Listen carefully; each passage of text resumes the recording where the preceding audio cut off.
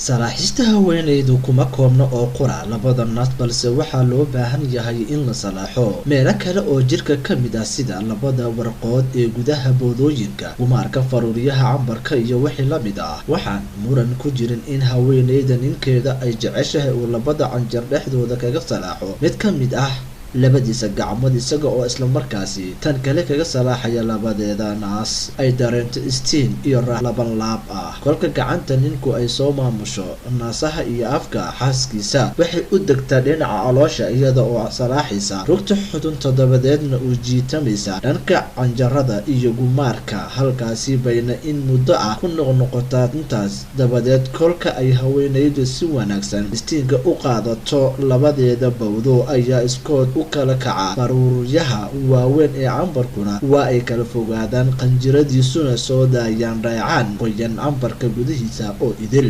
Dhuuqmadii iyo istiinkii xooga badnaa xilligii galmadu waxay isu rogayaan oo saxansaxo leh aan gaarsiisanayn heer ay markale kacsan karto. Isdhexgalkii xooga ku dhisnaa waxa uu isu bedelayaa is-habsiin jilicsan oo keenta inay haweeneydu dareento in ninkeeda uu yahay gabaadin aamin ah oo ay dhaxanta iyo dhibaatada ka gasho. Halkaasi kolkii arrin maraysa ayay madaxeeda shafka ama garabka ka saarataa, jiif iyo nasashana ku gunaanadaa hawshii cusleed ee ay qabatay intii shaqada galmada lagu jiray.